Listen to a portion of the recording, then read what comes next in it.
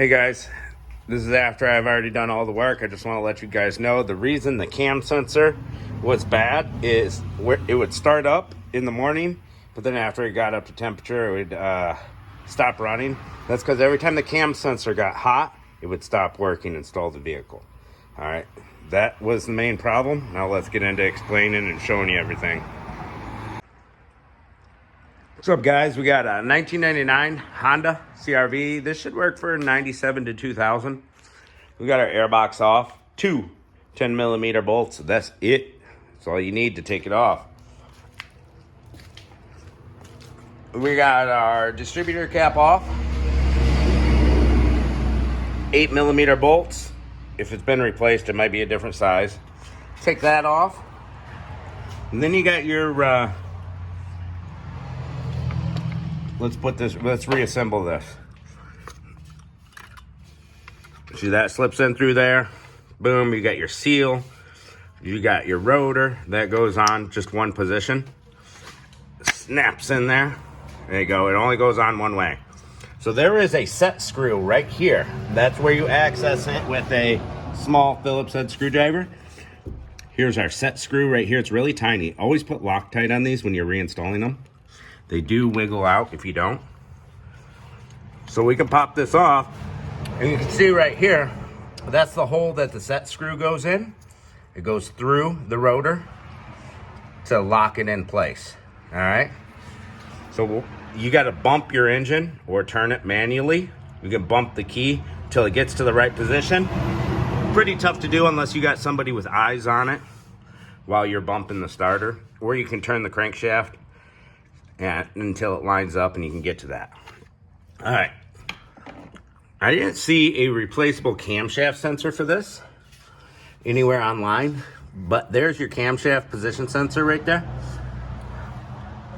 So it's got this little pickup, picks up on these little grooves here, and that's your camshaft position sensor, and that is shutting this car down. It is not working. Sometimes it works, drives up and down the road fine, and then it stalls out. This code comes up. It also has a cylinder position sensor code. I'll see if I can pick up those codes and write them down for you guys.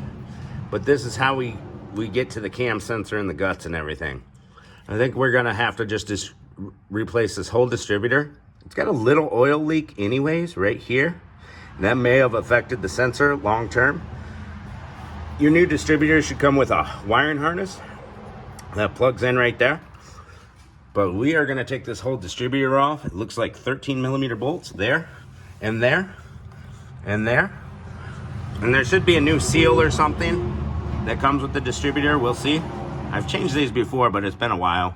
And this is how you adjust your timing with these bolts. See how they're slotted? So you can actually move it a little bit, left and right, counterclockwise, clockwise, to get that idle just right after you install the distributor.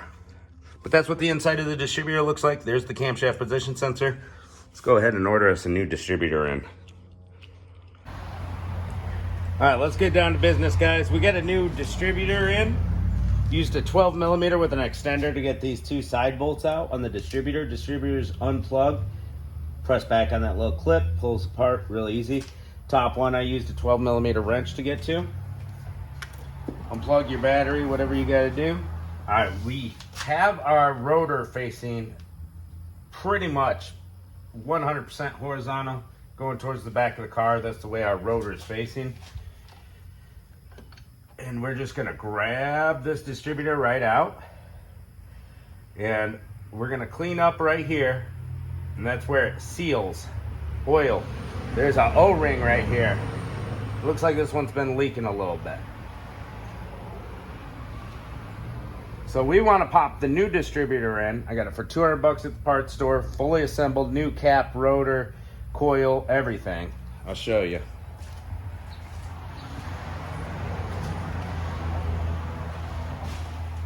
This is actually one of the easiest distributors to replace. You grab a rag.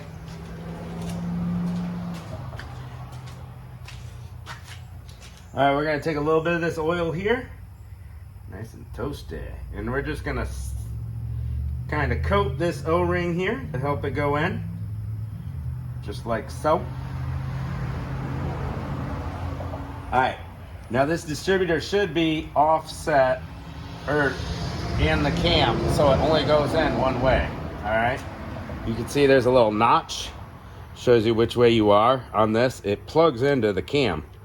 So let's look at our old distributor, and we'll line up the new one with the old distributor. So we're gonna spin it a little bit that way. Make them look identical on their anglage.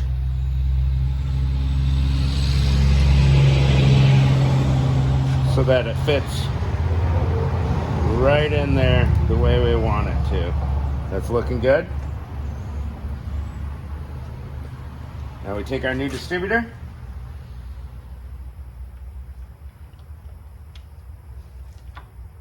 pop it in there, go back and forth a little bit, make sure we're getting into those grooves.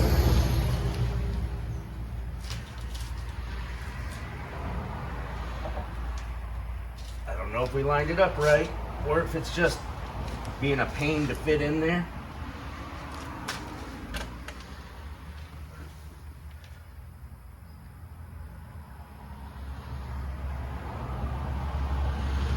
I think it's just being a pain to fit in. There's something right there. Clean that off.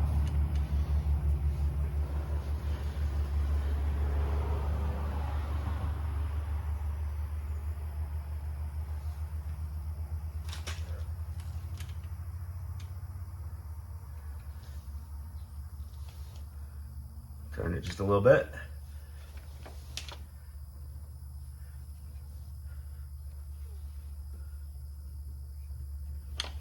Look, it's got a little sticker on there. Warranty void if removed. They don't want you to take the cap off.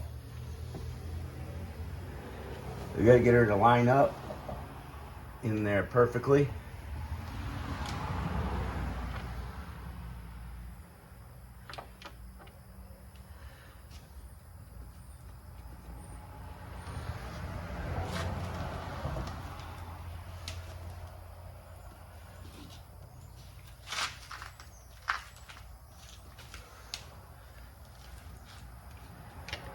I don't know if it's lined up or not. It felt lined up. I don't remember having this much trouble with the last one I did.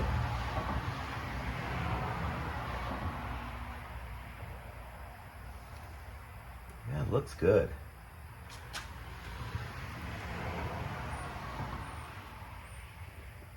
There we go. It definitely slipped in. All right.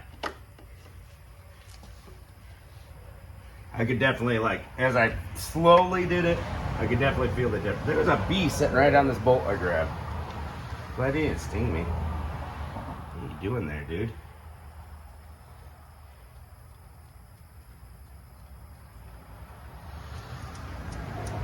So there's no way you can mess up your timing or anything with that little doohickey, because they fit together only one way. You definitely want to make sure they're fitted together before you tighten these bolts down, because you don't want those prongs that fit into each other smashing up against the cam because they're not fitted into the groove. You know what I'm saying? Know what I'm saying? Know what I'm saying?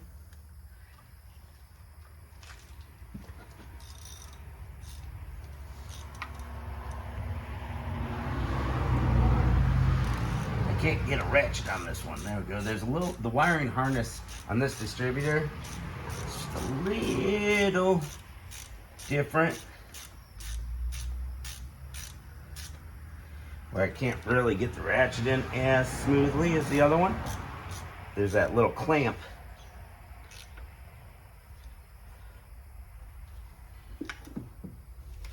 There we go. All right, I'm going to tighten these bolts down. All right, we got our distributor bolted down. I put it back in the same slot it was for the old distributor. You see, it's slotted on all sides, the distributor, so that you can adjust, fine tune the timing by spinning this. I put it right where it was on the old distributor. And I put dielectric grease inside of each spark plug hole in the distributor cap. See a little dielectric grease? It's just good for them. Now we've got our old cap right here. So what we're going to do, so we don't mess up our timing, is we'll just do one wire at a time. Boom. So we don't have to look up which one goes where or anything in the book. We just one at a time. So we don't flip-flop them.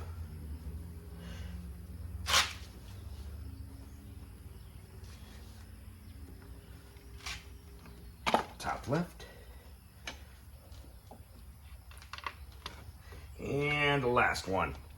I ended up taking out this one because the wire was kind of tight. Like it's a little too short. I already had that one out of the cylinder. Those bad boys just slip right down in the cylinder. No big deal. We got this these little slots for the spark plug wires right here. They go in.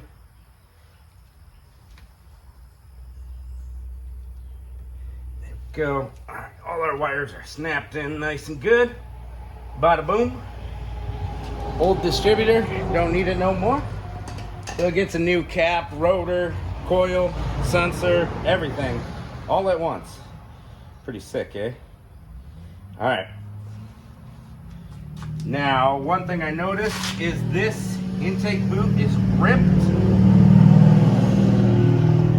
So off cam, I'm gonna go ahead and stop the camera and wrap this up with duct tape for now and tell him he needs a new boot, new rubber boot. I didn't show you taking apart the airbox, so might as well show you putting it together, right? We're just gonna fit this guy in here. There's a little hole that it fits into. And then we're gonna line up our tube. There's a little notch in the airbox and a notch in our tube. And they should line up.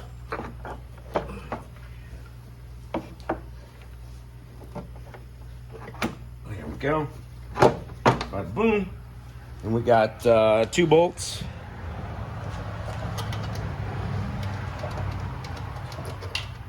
They go in here.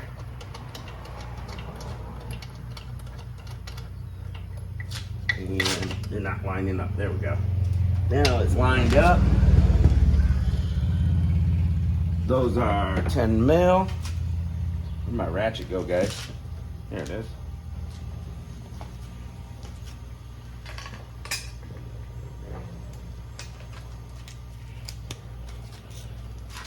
Make sure your air tube is on there all the way to the box.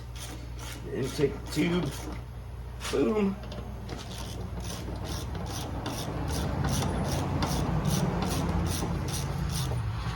Boom. Knock off your air filter. Slap it in there. Boom. Presses into this little rubber guy.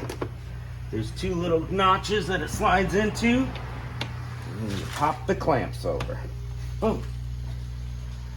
Alright, so according to my calculations, we should be all fixed. Let's see if it starts up for us. And how it sounds.